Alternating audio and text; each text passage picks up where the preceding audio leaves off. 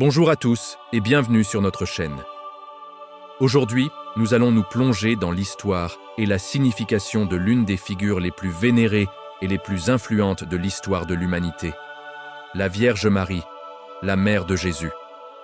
Que vous soyez croyant, curieux d'histoire ou simplement en quête d'inspiration, le parcours de Marie est une source inépuisable de réflexion sur la foi, l'humilité et l'amour. Alors, installez-vous confortablement et explorons ensemble qui était vraiment cette femme extraordinaire. Pour comprendre Marie, il faut d'abord se transporter à Nazareth, une petite ville de Galilée, il y a plus de 2000 ans. Marie, ou Myriam en hébreu, était une jeune femme juive, probablement issue d'une famille modeste. Les évangiles nous en disent peu sur son enfance, mais on peut imaginer une vie simple, rythmée par les traditions et la foi de son peuple. Elle était fiancée à Joseph, un charpentier de la lignée du roi David. À cette époque, les fiançailles étaient un engagement aussi sérieux que le mariage lui-même. C'est dans ce contexte de vie ordinaire qu'un événement extraordinaire va tout bouleverser.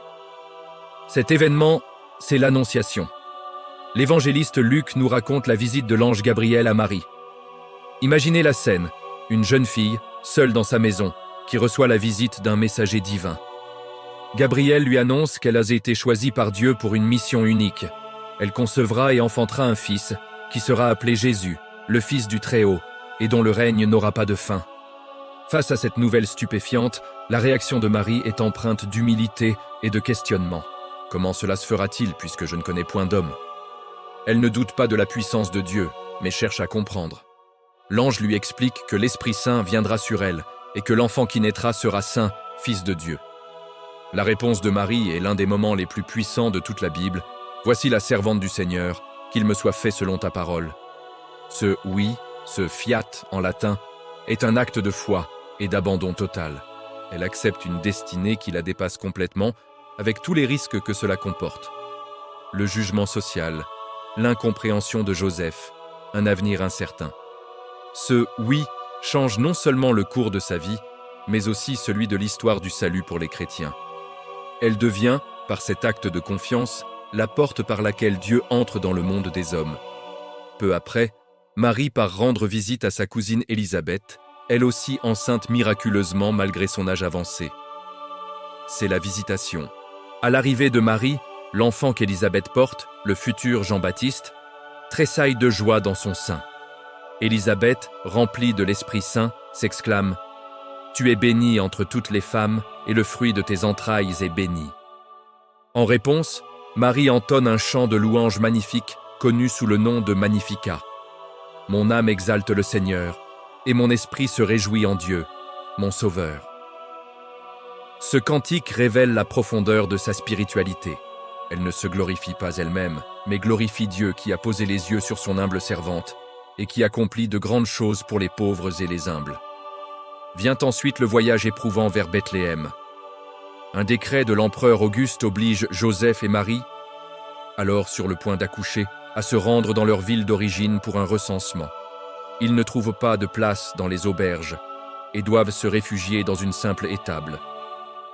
C'est là, dans la pauvreté et la simplicité la plus totale, que Marie met au monde son fils, Jésus. Elle l'emmaillote et le couche dans une mangeoire. Loin de la grandeur attendue pour la naissance d'un roi, la nativité nous montre une mère aimante, protégeant son nouveau-né dans des conditions précaires. Les premiers à venir l'adorer ne sont pas des rois ou des notables, mais de simples bergers avertis par des anges. Le titre de Mère de Dieu, ou Théotokos en grec, est fondamental pour comprendre le rôle de Marie. Ce titre a été officiellement proclamé lors du concile d'Éphèse en 431. Il ne signifie pas que Marie est la source de la divinité de Dieu, ce qui serait un non-sens.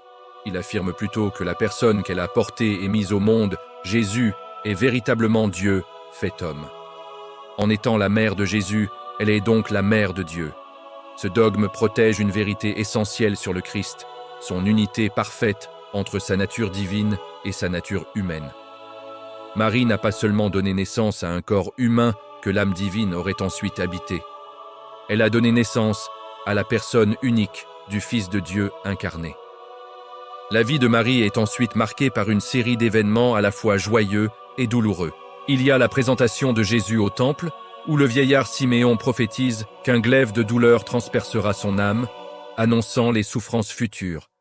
Puis, la fuite en Égypte pour échapper à la fureur du roi Hérode, une expérience d'exil et de précarité. Plus tard, il y a l'angoisse de perdre Jésus à Jérusalem, alors âgé de 12 ans, et de le retrouver 3 jours plus tard dans le temple, au milieu des docteurs de la loi. À chaque étape, Marie gardait toutes ces choses et les méditait dans son cœur.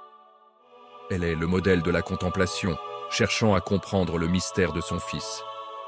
Pendant la vie publique de Jésus, Marie reste plus en retrait, mais sa présence est significative. Aux noces de Cana, c'est elle qui remarque le manque de vin et qui, avec une confiance absolue, dit à Jésus « Ils n'ont plus de vin ». Elle pousse son fils à accomplir son premier miracle, non pas pour la gloire, mais par compassion pour les jeunes mariés. Et elle dit aux serviteurs cette phrase qui résonne encore aujourd'hui pour les croyants « Faites tout ce qu'il vous dira ».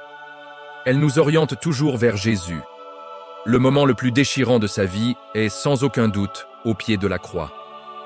Alors que la plupart des disciples ont fui, Marie est là, debout, partageant la souffrance de son fils. Son cœur de mère est brisé. Le glaive de douleur annoncé par Siméon la transperce.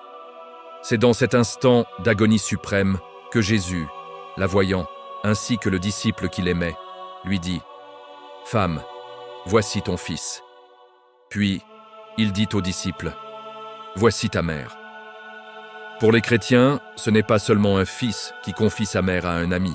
C'est Jésus qui donne Marie comme mère à toute l'humanité, représentée par le disciple Jean. Elle devient alors la mère spirituelle de tous les croyants.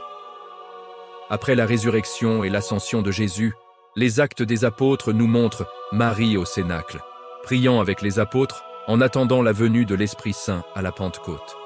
Elle est le cœur priant de la première communauté chrétienne, celle qui soutient et encourage les disciples dans la foi. Sa présence est un lien vivant entre la vie terrestre de Jésus et la naissance de l'Église. La tradition chrétienne, notamment catholique et orthodoxe, enseigne que Marie, à la fin de sa vie terrestre, a été assumée au ciel, corps et âme. C'est le dogme de l'Assomption. Cela signifie qu'elle n'a pas connu la corruption du tombeau, mais a été élevée directement dans la gloire de Dieu, préfigurant ainsi la résurrection promise à tous les croyants. Au fil des siècles, la dévotion à Marie s'est développée de manière extraordinaire à travers le monde. Des millions de personnes la prient, lui confient leurs joies et leurs peines. Elle est vue comme une mère bienveillante, une avocate puissante, une source de réconfort.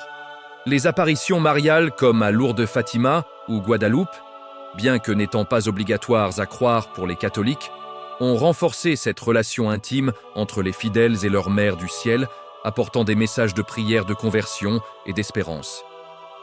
En conclusion, la figure de Marie est d'une richesse inouïe. Elle est la jeune fille humble de Nazareth qui dit oui à Dieu. Elle est la mère aimante qui donne naissance au Sauveur dans une étable.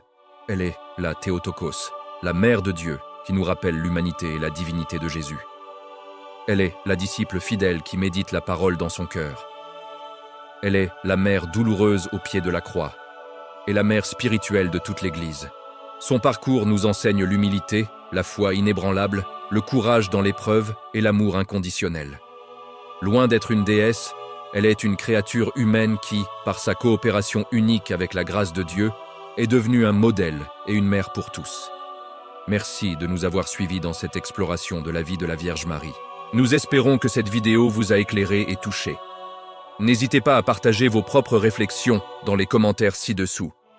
Quelle dimension de la vie de Marie vous inspire le plus? Si ce contenu vous a plu, pensez à liker la vidéo, à la partager et à vous abonner à notre chaîne pour ne manquer aucune de nos prochaines explorations. À très bientôt!